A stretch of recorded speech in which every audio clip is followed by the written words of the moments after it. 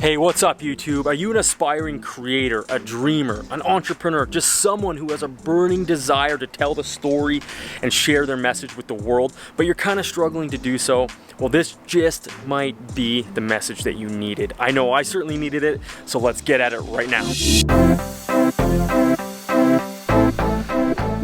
Okay, with this video, my hope is that you don't feel like I'm talking at you or to you or down to you in any way whatsoever. I'm really trying to talk with you because trust me, I probably need this message more than you do, and that's really why I'm creating this video, is more of like, I guess, therapy for myself and to just kind of kick my own butt to start actually creating content.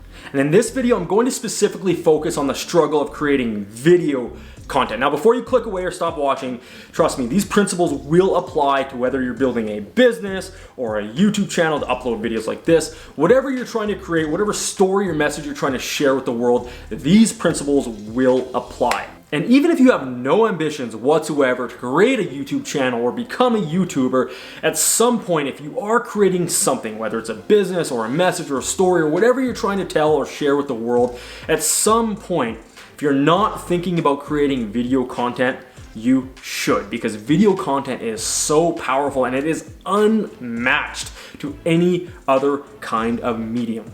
And although I'm an entrepreneur with a business, I'm also an aspiring YouTuber trying to create more content like this, and I am definitely not alone in that. As of 2019, there were 31 million YouTube channels in existence. So I am definitely not alone in trying to create a channel and upload videos like this and put out more video content. One of the main problems for me personally, and you might be dealing with this yourself, is I'm an absolute perfectionist, which is really, here's a secret, perfectionism and being a perfectionist is really just a fancy title for being a procrastinist.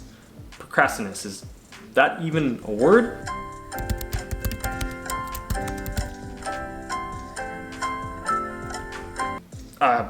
Apparently, I guess it's a word. I don't know if it's in the actual dictionary, but it's in the Urban Dictionary, so it might be legit. So when it comes to creating video content, I've kind of broken it down into three main categories that hold people back, because I've seen it with other people, and these three main categories are kind of the most common ones I've experienced myself. So the first category, and probably the one that is the most popular for holding people back, and it's really kind of a silly one, is gear. Now gear, I mean, there's no reason. I mean, we'd love to all have that fancy gear, but almost all of us carry one of these in our pockets, these phones, right? And yes, it'd be great to have the new Canon R5 and that 15-35 RF image stabilized 2.8 lens to vlog with, just as a vlog camera. Yes, that would be amazing, but honestly, all you really truly need to get started is your phone. Second category is confidence. Confidence is a big one because, let's be honest, talking into a camera like this, it's a little bit intimidating, and with lack of confidence, it's gonna be hard to do. And the third category is skill. We see all these big YouTubers putting out this amazing content, you know, with that perfect, creamy B-roll and sound effects and all these fancy transitions, and we think that we can't match that, so we're inferior to it. But as I break these down further, you're gonna realize how silly they really are, and that you shouldn't let them hold you back. You should just get started. So I wanna start with gear specifically, because gear is probably the biggest one that holds people back. They think that they don't have the right gear, they don't have enough gear, they need all this fancy gear to create content like this, and wow, don't get me wrong, while it is nice and it does make it easier to create content, and you do need a certain level of gear, you don't need as much as you think. And to show you truly how silly it is to think that you need all this fancy gear, I'm gonna show you my gear, and I'm not showing it to you to brag or to anything like that. I don't want you to feel inferior or feel like you need all this gear, but I just wanna show you that I have a ton of gear and I'm still not using it, because with gear, it's not what you have, it's how you use it. So let me show you right now all of the stuff that I have, because although my channel is not primarily about videography or cinematography or photography or anything like that, it's actually about sales and marketing. I'm a really avid hobbyist video creator, actually went to film school, fun fact. And here's a blast from the past. While I was going to film school, they asked if I would take some photos with them for some promotional material. So I've collected all this gear, but trust me, gear is not my problem because I have a lot of it. Let's show you to you now. And obviously I have a camera, otherwise I wouldn't be able to record myself or anything else. And this camera isn't a fancy full frame like I wish it was. It's just a crop sensor camera. It's actually the Canon SL3, which, side note, I think is arguably the most underrated vlogging camera out there. This one doesn't get a lot of attention. The Canon M50 gets a lot more attention. But for me, I just didn't want to deal with the M mount on the M50 and adapters and things like that. I already have a bunch of EF lenses and again, just didn't want to deal with the M mount. But this camera it's light, don't quote me, I think it's actually the lightest DSLR camera on the market, so it behaves and feels like a mirrorless anyways. And yeah, it's just a great camera, it's really affordable. So I obviously have a pretty wide lens on here. This is you can see, get a good surrounding of myself. It's the Canon EFS 10 to 18 millimeter lens, which 10 millimeters is extremely wide, but remember, this is a crop sensor camera. I think the crop is 1.6, so this lens behaves more like a 16 to 28, 29-ish on a full frame camera, which that 16 to 35 L series glass for Canon is an extremely popular lens for vloggers and YouTubers. So this lens basically behaves the same way, and it's really, really affordable. And then on top of my camera, I have the Video Micro shotgun, which I'm gonna actually switch to my iPhone camera right now to show you what I see. So there it is there. So yeah, got the dead cat on there because it's a little bit windy today. Super light camera, flip out screen, everything you need. I have the Monopod, but I don't even bother using it. I find just holding this, holding the lens like this, I can keep it more stable and it's just a little bit more comfortable. So yeah, let's go check out the rest of my gear now. Oops, this is also my kitchen island, so let's get this out of the way. Canon 24mm prime lens. The Canon Nifty 50mm 1.8 lens for that creamy background. Check out that buttery, that creamy background, that bokeh. Is it bokeh or is it bokeh? Bokeh? I don't know how to pronounce it, but check out that background. 7300 telephoto, GoPro Hero 6 broken screen, GoPro Hero 4 silver, the Parrot teleprompter, GoPro Karma grip, Saramonic wireless lav mic, a real nice to have, the Ronin SC gimbal, this Nangung, I think it's pronounced Nangung, LuxPad 43 LED pad light, which is actually lighting up my shot right now, MacBook Pro with Final Cut Pro 10, a monopod, these things come in more handy than you think, a classic staple, the Joby GorillaPod, of course a tripod. I've got this really cool light and bulb, which of course is an essential for all YouTubers in their background or their backdrop of their studio or setup. I even turned my wife and I's closet into a recording studio with the Yeticaster for tutorials and voiceovers. And I even have a drone. Yes, it's a GoPro Karma, so it's not the latest DJI release like a Mavic Pro 2 or an Air 2, but it still gets great shots. Ready to start. 3, 2, 1.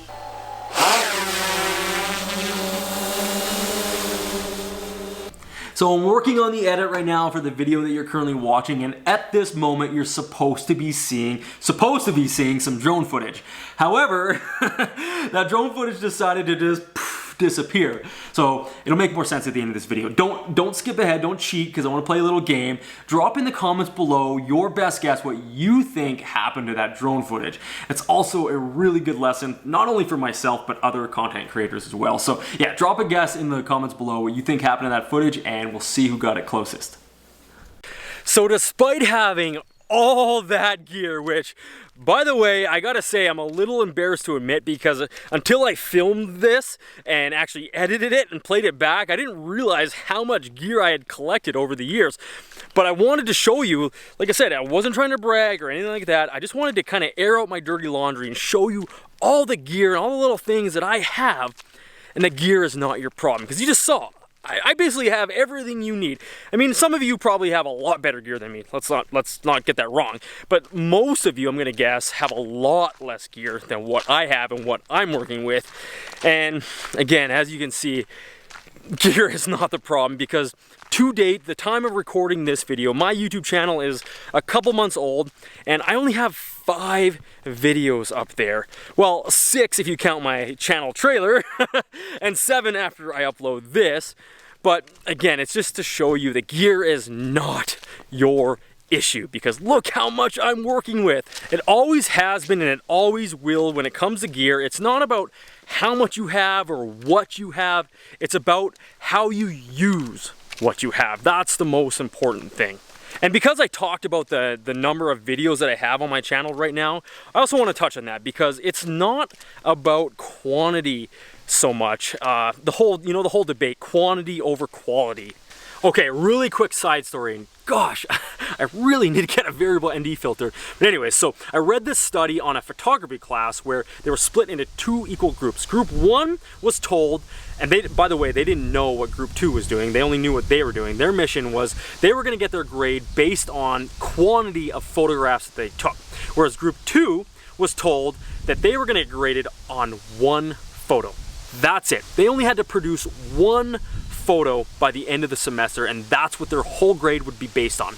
Well, who do you think, of the 2 groups, who do you think produced the best overall photograph? Well, I'm gonna give you a hint. It was not Group 2, because what was Group 1 doing that Group 2 wasn't? Group 1 was out taking a ton of photographs, right? They were getting to know their camera, they were practicing lighting and composition and all those photography related things, and just mastering and perfecting their craft. Whereas Group 2 was just sitting back chilling, right? They're like, oh, I just gotta produce 1 photo, that's it, that's all my grade is on. So they weren't doing all the things that Group 1 was doing. And guys, this right here, what I'm doing, what you are doing, what I should be doing, what you should be doing, is no different. This whole YouTube thing, creating video content, it's the same thing as this study.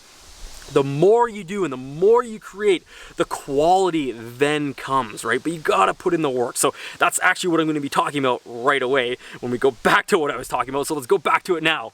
Quality is a direct result and byproduct of quantity. It comes from practicing, perfecting, and ultimately mastering your craft, whatever that is.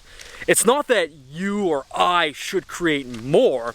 It's that I and you can create more. And I can't speak for you, but I know I can speak for myself, and that's all I can do, is that I am definitely not fulfilling my potential and sharing the stories and the messages that I want to share with this world. So if gear isn't the problem, well, what about confidence? Well, confidence is kind of like that quantity and quality relationship. The more you create, the more you talk into a camera like what I'm doing right now, the more confident you'll get. Now, I'm in a park, there's people around me, and they're all looking at me like I'm kind of crazy because I have this camera in front of my face. But being able to do that and confidently do it, it doesn't come easy. It takes time, it takes practice. You gotta just keep doing it, and the more you do it, the more confident you'll get. So another confidence killer is, putting your art or your work out into the world. See, here's a car driving by right now. They're probably thinking, what the hell is that guy doing? Walking and talking with the camera, but I don't care. Anyway, so what I was saying is the other confidence killer is putting your art or your work out into the world. That can be a confidence killer as well, because you put it out into the world and you think, well, what if nobody likes it? What if I get some haters? What if it just completely bombs? And that absolutely can happen. But again, with time and doing it and creating, you'll get better and you'll get more confident. And here's the thing, like even with this video right now, right? I'm creating this video, one person might see it. I don't know, maybe 10 people will see it. Maybe 100, maybe 1,000, maybe 100,000 people will see this video, and people will comment down below that, you don't know what you're talking about, and your channel's so small, you have no business talking about this subject. But here's the thing, I don't care, because I'm confident, right? I mean, maybe nobody watches this video, and it sucks, right? That can hurt your confidence because I put a lot of time and effort into this video, but it doesn't matter, especially on YouTube. The way the algorithm works on YouTube is when you're a newer channel, it's not going to give you the privilege of showing your content to lots of people because YouTube just doesn't really trust you yet. So you gotta just put in the time, put in the work, and the confidence will come. Okay, so it's not gear, it's not confidence that's the problem, it's gotta be skill, right? If only I just binge like 10 more Peter McKinnon or 15 more Matty Hopoya or 20 more Daniel Schiffer tutorials, then I'll have the skills to be a proper YouTuber. So, sorry, I know there's tons of great content creators out there, but I'm a Canadian boy. I live in Alberta, so I gotta give a shout out to my fellow Canadian content creators, those three, the Trinity.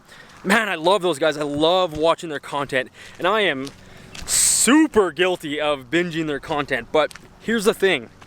You probably already have the skills that you need. And even if you don't, it's back to that whole quality, quantity thing again. How are you gonna gain the skills that you need to get better?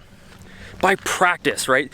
There's a saying that knowledge is power, and knowledge is great, don't get me wrong, but knowledge is only potential power. Look at a doctor. A doctor can know everything about human anatomy and health and how to save lives, but if they don't put it into use, it's kind of worthless, right? So, not that this is the same as saving lives or being a doctor, but it's the same principle that all the skills in the world aren't going to be of any use unless you put them to use. And how you get better at your craft and how you master it is by doing. You got to do to get better. That's the only way, it's the only way. So don't binge, create. I mean, don't get me wrong, I love a good binge of Peter McKinnon, Matty Hopoya, or Daniel Schiffer. I love it. But don't binge, create. The more you create and the less you binge, the better off you'll be. Okay, so what if you have all three of those things in check? You have the right gear, or enough gear, or the bare minimum gear. You're confident talking into the camera and sharing your message, and you have the skills to actually execute sharing your message with the world. Well, if all three of those things are in check and you're still being held back, then I would sum it up with this one word, because it affects all of us as human beings, and that is fear. Fear literally paralyzes us sometimes. Like, it causes physical, even though it's all up in our heads, it's all a mind thing, it actually causes physical symptoms sometimes for people. So fear is the thing. I know this is not going to be what you want to hear because it is the super cliche answer and it's very, very generic and it's probably not what you're not going to want to hear, but you just have to do it. Just do and be and create. That's the only way you're gonna push past that fear and push past your boundaries and test your limits, right? To get beyond those. Because once you do it, you're gonna realize, hey, it's not that bad. And some of the things that we fear, and I'm not, innocent of these things either, is, well, what if there's haters in the comments? Or what if this video gets no views? What if nobody likes my content? Guess what? I mean, those things are real, we do experience them, but they're all kind of bogus. And the only way to get past them, the only way to get views on your videos and get better at your content is, again, the cliche, easy answer. Just do it. Just create more.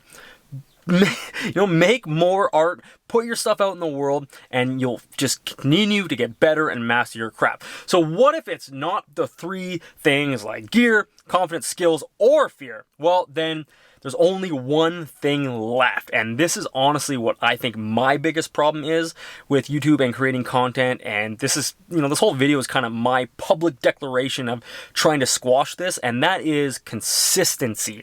Just actually scheduling in the time to create content, edit it, and upload it. And doing that consistently over time. We see these these big YouTubers with millions of subscribers and millions of views, but they didn't start overnight. A lot of these people were at it for years and years and years. It takes a long time for the YouTube algorithm to finally start to give you the privilege of showing your content in suggested search and in the search results and all that kind of stuff. So that's, I think, my biggest problem right now is just consistently doing it and scheduling it. So again, this is kind of my public declaration that, guess what, YouTube? I am coming for you. I want this bad. I want to do it. So with that kind of note, you know what? I'm actually going to go grab some drone footage right now.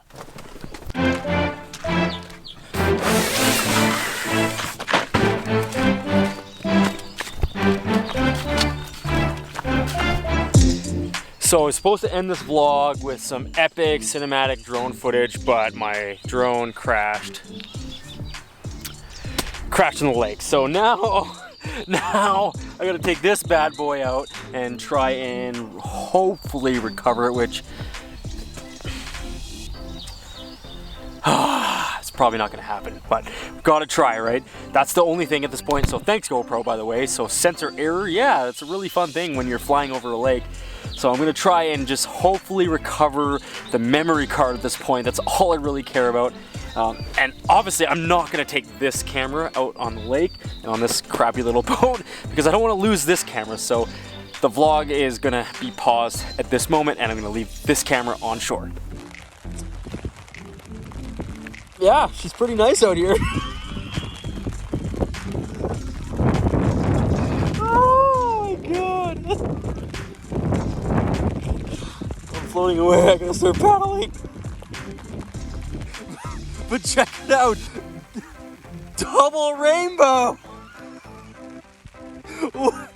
Just don't ask. I know you're going to anyways in the comments, but just don't. Okay, so the drone rescue recovery mission yesterday did not go very well. I didn't have a good plan. I was pretty ill prepared and it started raining. So day 2, going back out to try to rescue this sucker. And again, I'm gonna leave this guy right here. I'm leaving this on shore because I don't wanna lose this as well. And at this point, I'm just trying to recover that memory card. The drone body is totally trashed. I saw it go down and it's ruined. But I'm just trying to capture that memory card, which brings a valuable lessons for content creators. Back up your footage. Coming from experience, I should have backed up my card. I mean, especially a drone flight. Back that thing up before you fly every single time because you never know what's gonna happen. All right, we'll see how this day 2 mission goes.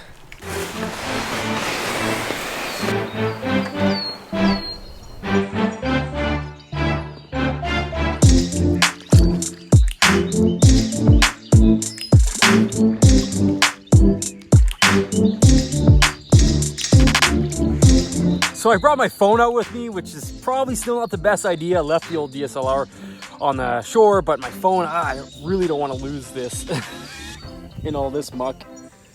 But I figured, you know what, I got to get some footage while I'm out here because this is quite the disaster I found myself in. I don't know why I didn't think about this the first time I paddled out here, but the GoPro controller has a maps function that has a last known GPS function, which is pretty convenient, isn't it? And apparently I am floating above it right now. The only problem is, well, this. And then the other problem is from land, I was quite certain that I had landmarked the landing over there somewhere. So I don't know how up to date this pinging of the GPS system it is, because yeah, it's pinging it here, which maybe it floated here, but with all these weeds, I doubt it floated very far. And with the battery in the GoPro Karma, it's quite heavy. I imagine as soon as it hit the water, it sunk like a rock. So I don't know, it's worth a shot, but like I said, I think it landed over there somewhere. Oh well, worth a shot. I'm gonna poke around in these weeds and see what I can find.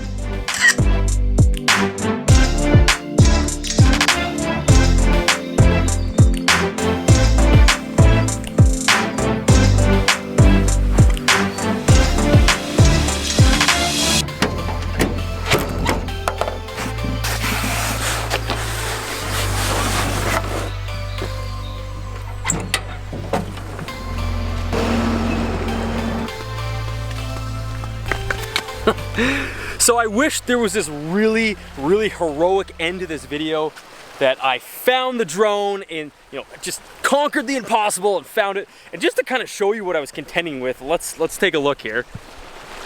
So where it crashed is is just this inlet part. It didn't crash way out there or anything. It was just this inlet part. But I don't know if it shows here on video. It's quite massive, especially when you're out there in a rubber dinghy that's maybe 3 feet by 5 feet. It's massive. So it's kind of like finding a needle in a haystack.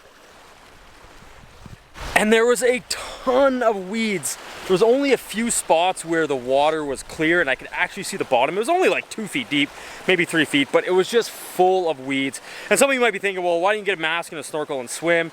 Well, that's what I thought as well, but talking to some of the locals around here and just looking at the water with the wildlife and the algae and everything, it just does not look like the type of lake you want to swim in. And I actually talked to a guy over there who said somebody here ended up in the hospital because they caught a parasite from this water, and most people don't end up in the hospital, but they get really bad swimmer's itch. So I really wished that this video ended on this heroic moment that I found the drone and just got that lost footage, which is really all I was after, is that memory card. But it didn't happen. But you know what? Even though this isn't how I wanted this video to end, it's not the worst thing either, because there is a silver lining and everything. And the one here, which is kind of ironic, is I learned a super valuable lesson. And that is, like I said earlier, back up your footage, especially flying a drone. Like, don't send your drone with a memory card full of footage out over the water. So, I mean, I wouldn't have learned that lesson without actually being out here and creating and doing. So, like I said, it sucks. Don't get me wrong, it sucks that I lost my drone, but it's kind of nice that not nice, let's be honest, it sucks. But I did learn a very valuable lesson, and you know what? It's not that bad that the video, especially this video and what the topic and the idea of this video was about, it's not the worst thing that it ended like this. So, go out there and create, and yes, you'll make mistakes, but you'll learn lessons and you'll get way better at your craft. Thanks for watching. See you in the next video. Boom.